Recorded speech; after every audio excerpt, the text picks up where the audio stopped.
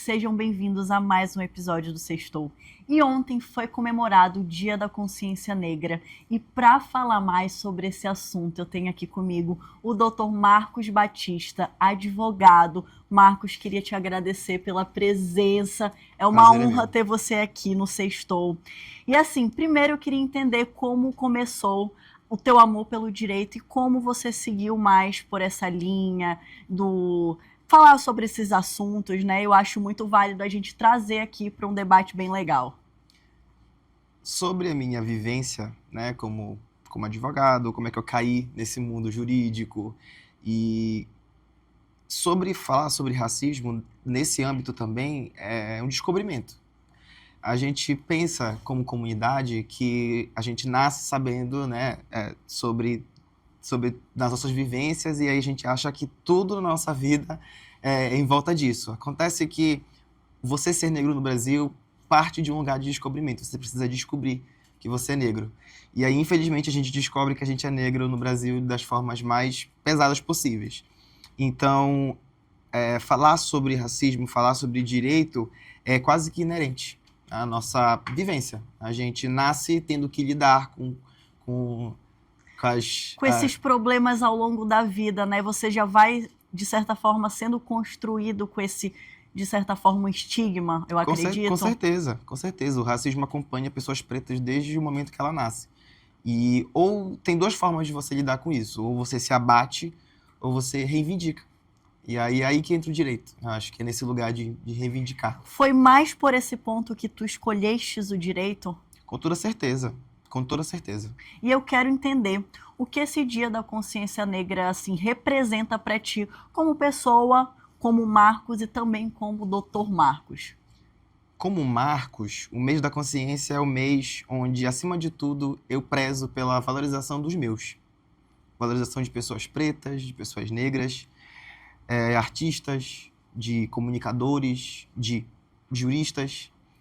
E como profissional, eu penso que é o momento das instituições brasileiras começarem a olhar para a população negra, preta no Brasil, de forma mais coerente. Perfeito. E como tu percebeu, eu queria saber em que momento tu constataste que tu poderia usar o direito como uma forma de transformação não só da tua vida, mas como da vida de terceiros também. Acredito que durante o curso de Direito, apesar de que eu fui uma pessoa que entrou tarde na faculdade, assim, eu acredito que o curso de Direito ele me deu esse estalo, esse alerta, né, de que a gente pode fazer muita coisa parado, sozinho, comunicando, conversando com nossos familiares, mas de que hoje no Brasil a gente tem um problema sério que é o não cumprimento das legislações que nós temos, né? Muito se discute hoje sobre cotas, sobre racismo, só que a gente não entende, a maioria das pessoas não entende, que existem leis que amparam, né, esse tipo de situação, né? Que o racismo é crime no Brasil, que cotas, tem uma lei de cotas, né, que é uma política pública de assistência à população e que ela precisa ser cumprida, acima de tudo, não é discutida. Tu acha que no país... Porque assim, a gente vive num país que de vez em quando esse debate é levantado. Mas eu gostei do teu ponto. Tu acha que ainda essas coisas não são cumpridas de fato como está na lei? Não são cumpridas de modo geral, assim. Não Não, são né? Tu cumpridas. já pegou algum caso, Marcos, que tu tiveste que chegar... Não, esse aqui eu vou ter que brigar para que a lei tenha que ser cumprida. Um caso específico sobre racismo, ainda não tive, infelizmente, porque eu acho que seria difícil ter que lidar com uma situação assim. Mas os entraves do jurídico, de modo geral, eles são muito presentes na minha vida, assim. Esses dias mesmo, eu fui quase que impedido de entrar no fórum porque eu não estava de paletó, para tu ter uma ideia. Caramba. Porque quando você entra no fórum, você tem que passar por uma triagem, se você não for advogado. E aí, enfim, alguém que estava lá na frente achou que eu não era o advogado. E aí eu precisei, mais uma vez, me reafirmar, não, eu sou advogado, tô com minha OAB aqui, eu preciso entrar porque eu preciso resolver minhas coisas. E a gente acha que não, mas eu acredito que é nessas sutilezas Com do certeza. dia a dia que o racismo ele mostra as caras, né? E tu já teve alguma experiência assim na tua adolescência, na tua infância? Muitas, assim. Tu acha que isso refletiu o que tu és hoje de uma forma... não sei se necessariamente negativo ou, de certa forma, tu usaste isso de uma forma positiva. Eu acho que quando a gente passa por um crime, vamos dar o nome aos bois, né? Quando a gente sofre esse tipo de violência racial, isso te abala, isso te afeta de diversas formas, né? Sei lá, eu penso que ninguém sai ileso quando passa por esse tipo de vivência. E a gente acaba criando carcaça, sabe? Porque, infelizmente, ou você cria carcaça, ou você aceita como é, né? É por causa que, assim, não é nem uma questão de aceitar. É porque é tão pacificado, o racismo no Brasil, ele é tão pacificado, ele é tão permitido no sentido de que as pessoas, corriqueiramente, elas praticam racismo no seu dia a dia. Porque, enfim, nós temos racismo estrutural, são séculos aí de Eu queria racismo. que até tu me explicasse um pouquinho do que seria esse racismo estrutural, porque às vezes a gente vê em por exemplo, alguma reportagem, e muitas vezes a gente não consegue explicar de fato o que seria esse racismo estrutural de uma forma clara, Marcos. Racismo estrutural parte do princípio de que todas as instituições e as bases sociais que nós temos hoje no Brasil, elas foram feitas por pessoas que nos escravizaram. Então, como é que eu não vou acreditar, ou pensar, ou refletir que não haja racismo no Brasil? Um racismo estrutural nada mais é do que um racismo enraizado na sociedade. Perfeito. No sentido de que, quando a Princesa Isabel, na sua grande benevolência, ironia, diga-se de passagem, disse que estava abolida a escravidão no Brasil, não houve qualquer tipo de legislação, não houve qualquer tipo de política pública de assistencialismo para a pessoa que já tinha acabado de ser escravizada. Que seus pais foram escravizados, seus avós foram escravizados, seus tataravós foram escravizados. Então, o racismo estrutural nada mais é do que a sociedade, ela foi criada em cima do racismo, né, por conta do trabalho escravo que teve no Brasil, né, o processo de escravização que teve da pessoa preta no Brasil, e todas as bases sociais, instituições foram criadas a partir disso. Perfeito. E isso encaixa com a minha próxima pergunta. Você acredita que a justiça brasileira é realmente acessível, como muitas vezes é disseminado por aí, para as pessoas pretas? Não. Não, porque a gente não está lá. A gente consegue perceber isso visualmente, né, Marcos? Com certeza. Isso é uma coisa, assim, que se a gente parar para olhar com outros olhos, a gente vê que quem sempre está no poder são pessoas um pouquinho diferentes da gente, né? E em um país com mais de 50% de pessoas negras, ainda vemos tantas poucas representatividades, por exemplo, no poder legislativo, tribunal, universidade. Como é que você acha que essa mudança, essa realidade seria mudada? É um discurso que a população e a militância, né, a comunidade preta sempre vem levantando e sempre vem afervilhando esse debate. A representatividade, ela vem com políticas públicas de acessibilidade. Não tem como você falar, por exemplo, abrir um discurso de que, nossa, precisamos de mais representatividade, precisamos de pessoas pretas em cargos de poder, em cargos de liderança, né? Presidente do STJ, que é o Supremo Tribunal Judiciário, do STF, sendo que não há nenhuma política pública de acesso a esses cargos, a esses lugares. Nas universidades públicas, a gente vê uma evasão enorme de pessoas pretas. Por quê? Ninguém quer saber a origem do problema. Mas nós sabemos também que pessoas pretas têm que jornada dupla de trabalho, precisa trabalhar, precisa estudar, precisa cuidar da família. São pessoas que normalmente, né, não têm incentivos governamentais para continuar estudando. Então, como é que eu vou exigir representatividade se eu não proporciono equidade para a população? Porque o que acontece? É muito fácil abrir o discurso de que todos somos iguais e todos temos as mesmas possibilidades e as mesmas chances. Contudo, e entretanto, a realidade ela é completamente díspare. Existem pessoas que elas não vão precisar trabalhar durante o dia e fazer faculdade à noite, elas vão passar a maior parte do seu tempo estudando, e vão conseguir, naturalmente, chegar a esses cargos, porque foi proporcionado um caminho para elas. Sendo que, para a população preta, o buraco é mais embaixo. O caminho é diferente. O caminho é completamente diferente. É como se, a gente sente como se fosse um problema mais cíclico, né? Com a gente certeza. não tem como interromper porque uma coisa leva a outra. A gente vê assim, eu acredito muito que o futuro do Brasil está na educação, está na escolaridade, está nas oportunidades de emprego. E eu acredito também que dentro das escolas deveria ter mais, eu acredito que um ensinamento sobre isso, ações sociais que pudessem fazer essas crianças ficarem na escola. Com certeza. E nós temos programas, né, políticas públicas de incentivo, né, a combater a evasão escolar, enfim. Só que o que acontece com a realidade de pessoas pretas hoje é de que a gente enfrenta entraves dentro das universidades, dentro dos espaços públicos, que fazem com que distancie mesmo a gente desses lugares. Assim. Isso é um fato. Perfeito. E esse Dia da Consciência Negra, eu queria até que tu explicasse pra gente por que é comemorado nesse dia, no dia 20 de novembro, Marcos. O dia 20 de novembro é comemorado, dito como Dia da Consciência Negra por conta da morte de Zumbi de Palmares, né, que foi um ativista, militante, enfim, que atuou no Brasil justamente nessa questão de reivindicar, de trazer o debate à carne viva, né, eu diria. Eu penso que, por exemplo, é uma coisa que eu discuto muito com meus colegas que são pessoas pretas e tal, que a gente tem que começar a parar de achar que esse tema é um tema delicado demais. Acho que a gente precisa começar a tratar com seriedade e colocar o dedo na ferida mesmo, entendeu? De incomodar, falar sobre isso e tudo mais.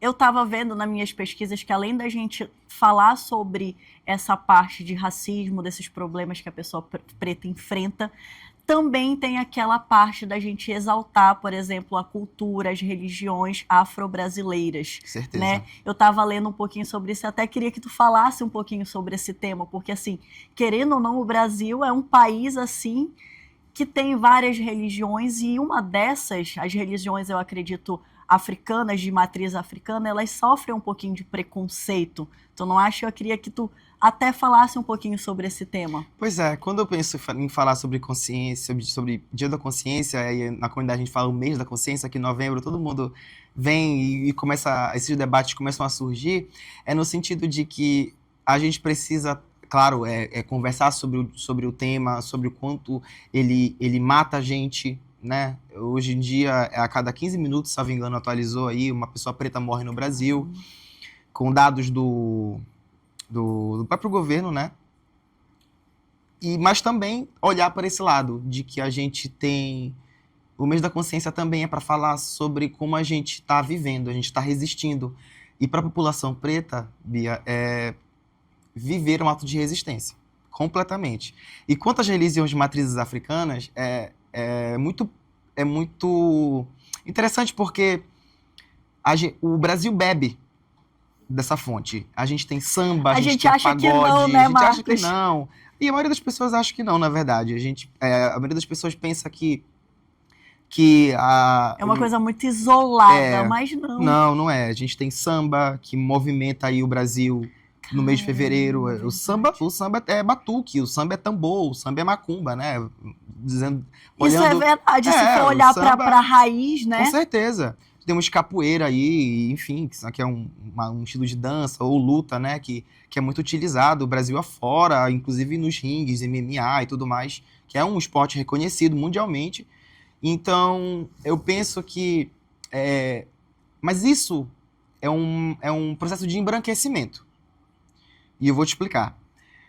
O processo de embranquecimento acontece o seguinte, é quando a população branca gosta de uma coisa de preto, só que ela não quer dizer que ela gosta de uma coisa de preto. Então ela se apropria daquilo para dizer, olha, não é bem assim, é nosso, é de todo mundo. Acontece com samba, acontece com pagode, e acontece com muitas outras coisas, gente. Comidas afro-brasileiras, e aí, vatapá, nesse mês, caruru, a acarajé. gente tá para lembrar, né? Com certeza. Porque, assim, uma coisa é você falar que é de todo mundo, mas a gente tem que sempre lembrar a origem disso tudo, né? Certeza. E eu acho que esse mês está aqui para isso, para a gente lembrar. E para ti, como é equilibrar o ativismo, o trabalho jurídico e a responsabilidade de representar essa nação, digamos assim? Porque hoje você está aqui representando muita gente, né, Marcos? Certeza. É sensível, porque quando eu passei na universidade, meu pai é uma pessoa preta. O papai é preto. E o papai nunca foi muito ligado nessas questões de racismo, até pelas vivências dele, né? O papai tem 50 anos.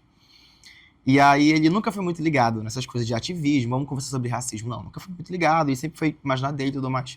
Só que ele me disse uma coisa que me marcou. Ele falou assim, meu filho, tu não tá vindo sozinho pra faculdade. Tu tá indo sozinho. E é uma coisa que ficou na minha mente, na minha faculdade toda, quando eu formei, quando eu passei na ordem, eu percebi que a minha existência e minha vivência, eu trago uma galera comigo. Os meus tios que não formaram na faculdade, os meus avós que não conseguiram também, terminar o ensino médio. Cara, é ancestral. Que legal. Oxe, até me emocionei um pouquinho, gente, porque, querendo ou não, às vezes a gente pensa assim, o meu pai não é muito ligado a isso, mas muitas vezes ele foi tão marcado por esse tipo de acontecimento que a gente sabe que acontece, Sim. E muitas vezes ele só estava te preservando. E chegar lá e ver um filho dele passar numa faculdade, eu acho assim que o orgulho que esse pai deve ter sentido não está escrito, né, Marcos? Com certeza. E tu te formaste muito novo, eu acredito, não? Formei um pouquinho novo. Quantos anos, Marcos? Eu tinha 23 quando eu formei. Nossa senhora, novíssimo. E assim, teve algum caso, assim, dessa luta que te marcou? Que foi assim, Bia, eu cheguei, ouvi a história dessa pessoa e aquilo ali realmente, ou de algum conhecido teu que realmente te impactou? Cara, eu trabalho muito com direito de família e direito previdenciário, né? Previdenciário hoje em dia são os benefícios assistenciais. E tinha uma senhora, uma pessoa preta, uma querida, uma fofa, que ela chegou para mim e ela falou, doutor, eu acho que eu nunca imaginei que eu pudesse ter direito a essas coisas. Porque eu acho que é uma série de violência institucionalizada que não permite com que essas pessoas, né, pobres, pretas, periféricas, ela mora numa comunidade, eu penso que o impacto dela foi de que, cara, eu tenho direito a isso. E aí é muito assintomático, porque pensa, a gente vive em 2025, a escravidão foi abolida há, sei lá, séculos atrás, e ainda tem gente que acha que não merece. E não tem consciência dos seus direitos, Exatamente. Que é o básico, né, Marcos? E eu fico até um pouco assustada com isso, porque isso foi uma cliente tua. E quantas milhares de pessoas não têm acesso ao que é direito por simplesmente não saber. Não saber. Né? E eu até aproveito esse espaço aqui, se tu tem alguma dica para as pessoas que estão aí em casa, uma forma delas procurarem ou adquirirem esse conhecimento dos direitos que elas possuem. Eu digo que a informação ela precisa ser palatável. Hoje em dia, no mundo que a gente vive com internet, a torta e a direito, as informações elas vêm turbilhão, né? E a informação, para ser deglutida, para ela ser assimilada por alguém, ela precisa ser palatável para aquela pessoa. Então, busque comunicadores, e os comunicadores, por favor, tenham linguagem mais acessível, justamente para comunicar com essa galera, comunicar com essas pessoas, porque a informação, ela existe, só que ela precisa justamente isso, ela ser palatável, ela precisa ser deglutida da forma como aquela pessoa vai entender, vai assimilar, enfim. Perfeito. E assim, Marcos, tem alguma prática que as pessoas podem adotar no dia a dia para evitar, para combater o racismo ou até para defender quem esteja sofrendo esse tipo de ato? Beatriz, dentro da comunidade a gente tem um lema, é de que a gente já cansou de ensinar. 2025, as informações já estão aí, a gente já parou de querer ensinar. Eu diria para pessoas pretas que se você tiver sido ofendido, violentado em qualquer âmbito, em qualquer esfera, em qualquer lugar, procure seus direitos, vá na delegacia, registre um BO, porque não há como a gente combater crimes com discurso. A gente combate crimes com a punição adequada e a gente consegue isso reivindicando os direitos que nos são devidos. E assim, como tu falaste, em pleno 2025 é impossível passar pano para qualquer Certeza. tipo de agressão dessa forma, né, Marcos? Uhum. É impossível. E assim, Marcos, para encerrar, o que você diria para uma pessoa preta que sente que o sistema ainda não tem um lugar para ela? Se o sistema não tem um lugar para você, é a sua chance de conseguir esse lugar. Nos foi negado esses espaços, esses lugares por muito tempo. E eles não vão ser dados de graça. A gente vai precisar arrombar essas portas e esse é o momento. A sua vida, a sua existência é a prova viva de que resistir é sinônimo de existir. E se não há esse espaço, a gente vai precisar abrir. A gente vai precisar ocupar. Se não foi lhe dado, ocupe mesmo assim. Nossa Senhora, perfeito, Marcos. Inclusive, eu quero aproveitar também para as pessoas que estejam nos assistindo, que de alguma forma sentem que o seu direito foi, de certa forma, atrapalhado ou tirado. Como é que as pessoas fazem, Marcos, para entrar em contato contigo? Vocês podem me procurar nas minhas redes sociais, né? Batista Advogado de Santarém. Ou me procurem. Eu vou colocar o arroba do Perfeito. Marcos para vocês seguirem, acompanharem o trabalho dele. Algumas dicas também, algumas dúvidas que vocês possam tirar. Marcos, eu quero te agradecer muito por ter usado esse espaço para contar um pouco da tua história, que é uma história linda. Eu olho para ti com 25 anos, né, que você já me falaste, 25 anos com essa postura, esse discurso e essa mentalidade de vencedor. Uhum. E eu tenho certeza que muitos jovens que estão aí em casa, com certeza, estão com o coração cheio de, eu diria, orgulho, né, porque eu sei que tu carregas um monte de gente contigo. Certeza. E mais do que isso, força de vontade de fazer as coisas acontecerem. E eu acredito que essa chama, quando é acesa no coração de alguém, de um jovem, é muito difícil de apagar. E você é um exemplo disso. Muito obrigado. Eu te agradeço muito. E agora a gente está com a Denise, que a gente vai conhecer um pouquinho mais das religiões de matriz afro-brasileiras. Vai lá, Denise. Olá, eu sou Denise Viana e hoje eu estou aqui pelo programa Sextou, trazendo uma reportagem especial em homenagem ao mês da consciência negra.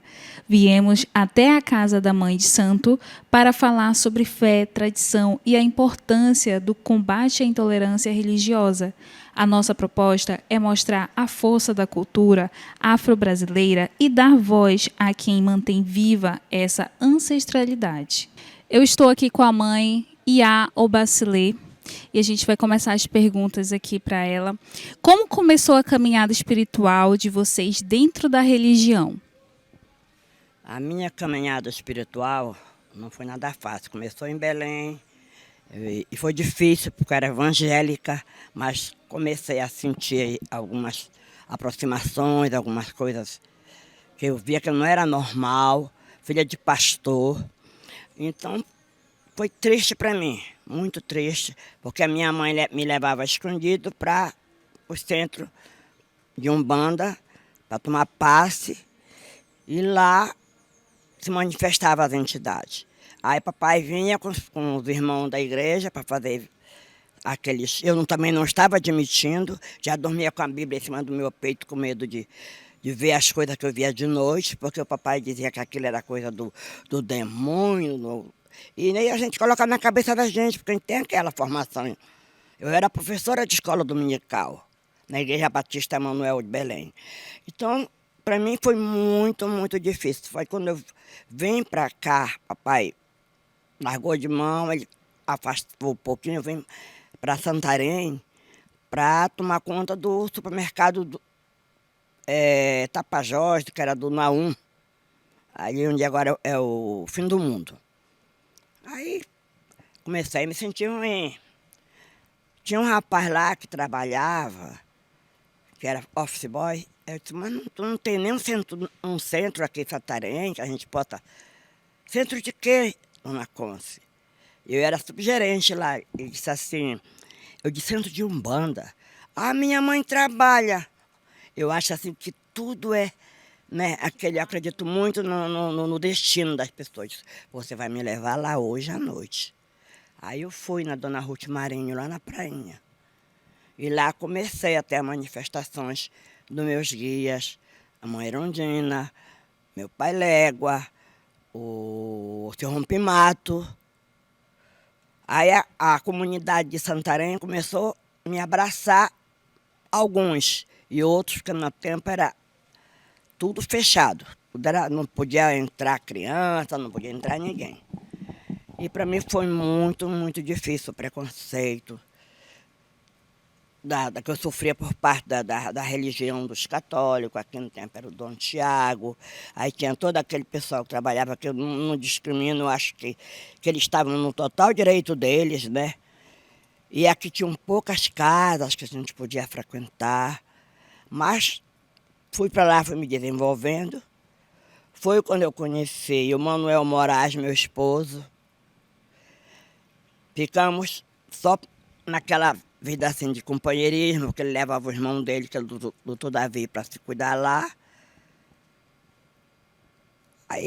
Aí foi que a coisa começou a ficar mais difícil, porque minhas filhas tudo eram pequenas, porque eu vinha de um casamento ruim, desfeito. Aí vim tudo pequena e passei a ter manifestações mesmo fortes. Foi quando um amigo nosso disse, olha, tem um pai de santo em Belém, pai de santo Aldo Cota, que ele pode cuidar da tua esposa, Moraes, porque ele já não estava mais aguentando, porque era difícil, muito difícil mesmo conviver. Aí o pai veio, cuidou de mim, me iniciou dentro do Candomblé, ainda era ali na Cuiabá, em frente onde era a antiga Cobal. Estavam fazendo a Cobal ainda, em frente à Cobal. Ficamos lá um tempo, aí viemos para cá, onde era o Recreio da Juventude, mas sempre com preconceito. Aí o Moraes até perguntou para ele, pai, ela não pode cultuar os orixás dela em casa, ela traz os assentamentos em casa, ela faz as obrigações dela, as oferendas dela, tudinho. Ele disse, não, de maneira nenhuma, porque ela nasceu para ser médium de missão. A missão dela é iniciar outras pessoas dentro do Candomblé. Aí, o que aconteceu? A nossa casa foi a primeira casa de Candomblé fundada dentro de Santarém. Nossa, que lindo. E agora eu queria saber da Iá Dandaci, da mãe Iá Dandaci, como começou a caminhada espiritual na religião? Bom, a minha caminhada espiritual começou aos 9 anos, quando eu incorporei com a minha cabocla, com a dona Bartira. Como Umbanda, né? Porque para o orixá, a minha caminhada espiritual começou em 1988, quando eu me iniciei para fazer o meu santo. Porque quando você inicia, realmente, nasce para o orixá, você tem uma caminhada. Você tem anos a cumprir, você tem uma obrigação de 1 ano, você tem uma obrigação de 3 anos, onde eu recebi o meu cargo de mãe pequena da casa. Aí fui, caminhei como mãe pequena da casa, ao lado de minha mãe eu vacilei. E tomei minha obrigação de 7 anos, sou filha dela biológica e filha espiritual. Tenho muito orgulho disso, muito. Não foi ela que me iniciou, mas tenho ela como minha mentora espiritual com muito orgulho. E a partir dos 7 anos tomado, houve uma necessidade por conta de uns filhos que eram de Portugal, que vieram para cá. E um deles era marido e mulher. E na nossa religião, quando é marido e mulher e são rodante, os dois não podem ficar com a mesma mãe. há uma necessidade de ter uma partilha.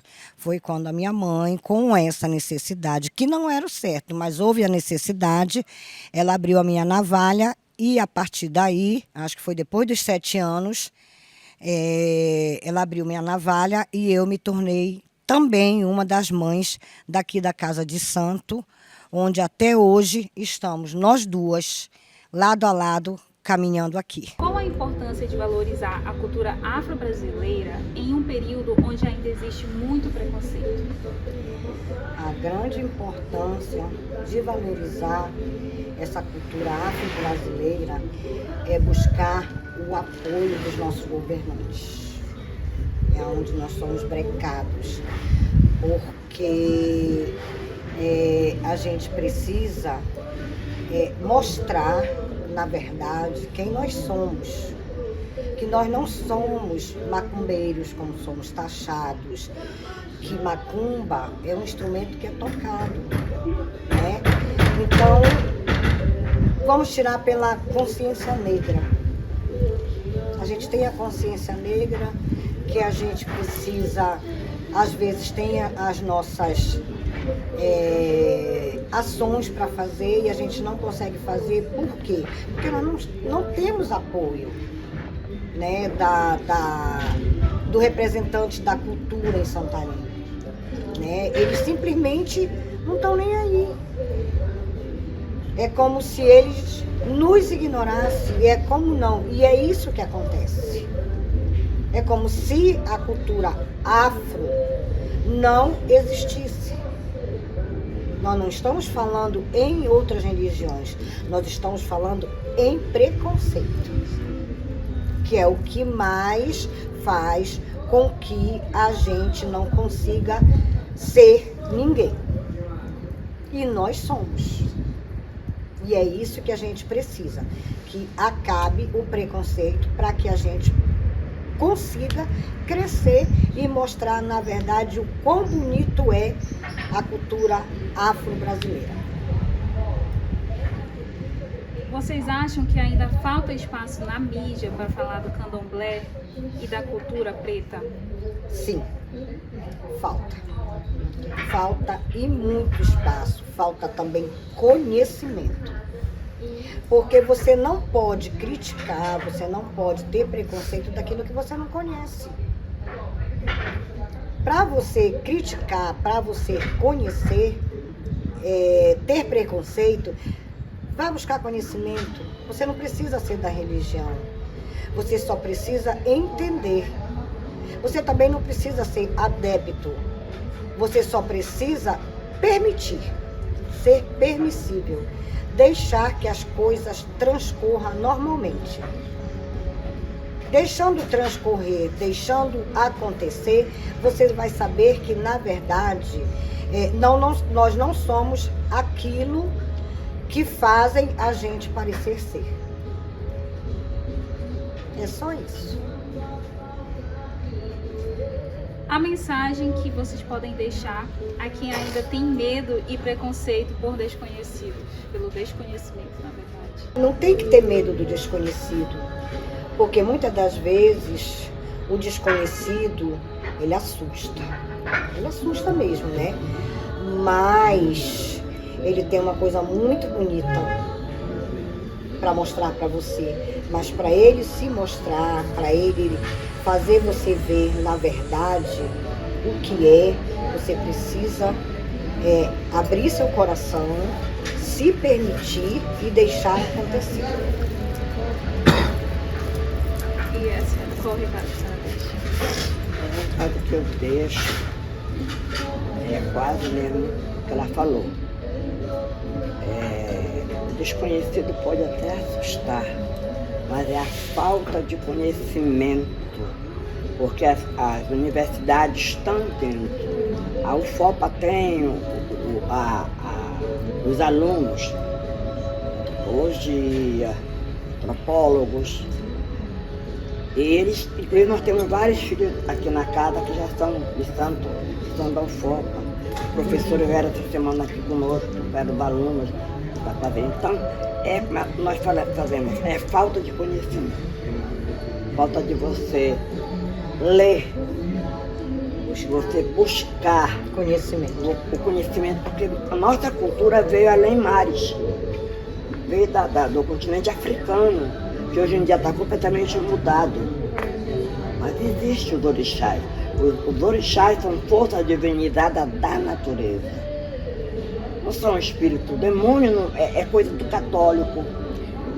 Para nós não é Exu. O que é Exu? É o mensageiro entre os orixás e o Orumilá, que é o grande pai, que é o nosso pai.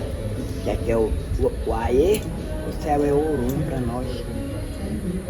Quando nós fazemos uma passagem, os orixás nos levam ao Orum. Então é isso que, se você estudar, não vou estudar, eu vou procurar entender o que é o Yorubá. Até para a questão de gramática, porque tem a gramática Yorubá. Muitas letras que se escrevem, ou palavras que se escrevem no português, no Yorubá é diferente. E tem significado embaixo. Aí você procurando, até por curiosidade. É assim. Até para você um dia falar num público, deixar uma missão, ou deixar um conhecimento para alguém que você está fazendo uma palestra, não, já estou tendo conhecimento. É como ela falou, nós não somos macumbeiros, nós não somos feiticeiros, nós somos veladores de orixá, nós somos ialorixás. O que é orixá? É aquela que cuida do orixá, que inicia os filhos no santo, que é dona, como nós somos, de uma casa de candomblé. O que é o candomblé? São junção, é uma junção de religiões.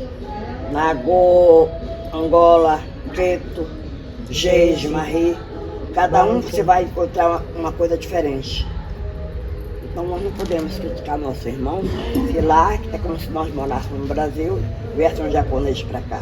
O japonês come carne crua, peixe cru, tem lá as coisas dele. Mas no Brasil já é diferente. Agora mesmo, no COP30 teve um problema com o mestre lá com o príncipe, mas não tem entrado em questão. Então é isso, é falta de conhecimento, de conhecer a religião, meu povo. Amem, nos aceitem. Venham ver nossa casa, venham assistir a nossa saída de santo, venham assistir o candomblé em si. Venham conhecer o que é os orixás. Na sala que é tão bonita, tão linda, maravilhoso. Para poder, depois que você conhecer, criticar. Lhe dou total direito de fazer isso. Mas primeiramente eu quero. Conheçam, nos aceitem, como nós amamos vocês. E vamos tocar para frente qualquer religião. Aqui nós aceitamos o pentecostal, o evangélico, o católico, e respeitamos. Eles são todos bem-vindos, como nós sempre vamos. Eu tenho irmãs que são evangélicas, eu vou, quando vou em Goiânia, eu vou lá na casa delas, na religião delas. E sempre sou bem tratada. Então, o que falta é isso aqui nessa terra de Santarém, o povo crescer dentro do conhecimento. Esse foi o nosso bate-papo e as nossas mães aqui têm um convite para fazer para vocês. Eu e a Lorixá e a Albacilê, primeiramente eu convido para a nossa saída de santo sábado, bem, da iniciação do Oruncó, do Iaô Felipe de Oiá. Venham conhecer o candomblé para dar mais amor, para ter mais amor e mais conhecimento dentro da religião. E também, como sou presidente do Instituto ISO, Instituto Cultural e Albacilê, eu convido a quem gostar e quiser fazer parte, independente de ser ou não da religião, está aberto às inscrições. É só nos procurar saber. Talvez mãe da Nasci possa falar mais sobre o ISO para vocês, porque ela está mais interagindo com esse problema. Mas estão abertas as inscrições para serem participantes do ISO, aí vocês vão aprender a participar das oficinas que vai ter, sobre conhecimento de cultura. E, como ela disse, nós somos afro, nós somos descendentes dos africanos, nós temos nossa casa, é Queto. Então, sábado será muito bom que alguém queira ter esse conhecimento e ver uma olhar muito bonita na sala para poder falar, poder dizer, eu vi, eu gostei, eu amei. Bom, eu como Yada Andaci, do Ilê da Rachel e a Unira, vice-presidente do Instituto Sociocultural Bacileu ISO, venho reforçar aqui mais uma vez e novamente o convite para que venham nos visitar na nossa casa, porque nós teremos a partir, salvo engano, vou confirmar a partir da página do Instagram do Ilê da Rachel e a Unira, nós vamos estar informando sobre as oficinas que nós teremos. Nós teremos oficina de dança, teremos oficina de comidas afros, teremos oficinas das palestras sobre a religião, teremos a oficina de canto. Então, essas oficinas, elas não são só para quem faz parte do ISO. Ela é, sim, para quem se interessa, queira aprender e conhecer. Então, venha você também fazer parte do ISO. Então, vamos dar um axé aqui para a galerinha do Sextou. Vamos lá? Axé! É isso, gente. Tenho certeza que o Sextou encheu o coração de vocês de esperança. É muito bom entender um pouquinho de outras religiões, entender que a gente está num estado laico, que todo mundo tem direito de expressar a sua religião, suas vontades, o que acredita.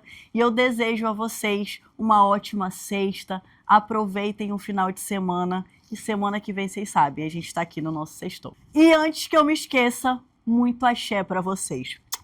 Lindos do meu coração, você aí de casa que tá precisando e procurando um lugar ideal para se hospedar. Quero te falar que a Pousada Amazônia é o lugar ideal. Como a gente pode observar, temos 2 tipos de hospedagens e esse aqui, gente, é o nosso chalé Premium Pousada Amazônia. Nossas áreas de convivência também são sensacionais. Olha essa piscina deliciosa no nosso bar molhado da Pousada Amazônia. E não para por aí, tá? Nós também temos esse oásis no meio da Pousada Amazônia, gente.